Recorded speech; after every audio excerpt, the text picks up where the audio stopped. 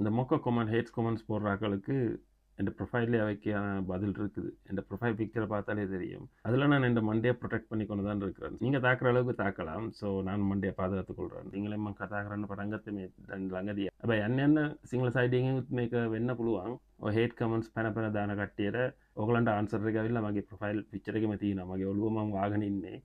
සෝ ඕගලන් දාන ඇටැක් ඔක්කොටම මාව ප්‍රොටෙක්ට් කරගන්න විදියට මම ඔළුව වාගෙන ඉන්න නිසා ඒක මට ප්‍රොටෙක්ට් කරගන්න පුළුවන් කියලා මම හිතනවා. இந்த டிக்டாக்ல இருக்கிற ஆட்களுக்கு அது தெரியும். கன பேர் ட்ரை பண்ணினவ, சில பேருக்கு அது பழுத்திருக்கும். சில பேர் இன்னும் போடினோம். அதுக்கு நான் ஒன்றும் செய்யலாது.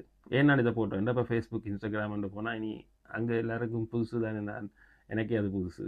ஸோ இந்த மாதிரி விஷயங்கள் நான் அதில் காய்ச்சதில்லை. சொல்லி வைப்பேன் நான் முதலே ட்ரை பண்ணுறேன்டா, ட்ரை பண்ணுங்க, உங்களுக்கே கொஞ்சம் நாளில் அழுத்திடும். அப்படியும் அழுக்கல என்ன தொடர்ந்து போட்டோன்னு இருக்கலாம். வேண்டா என்கேஜ்மெண்ட்டுக்கு இந்த நெகட்டிவ் கமெண்ட்ஸ் தான் கூட பூஸ்ட் பண்ணுறது வியூஸை.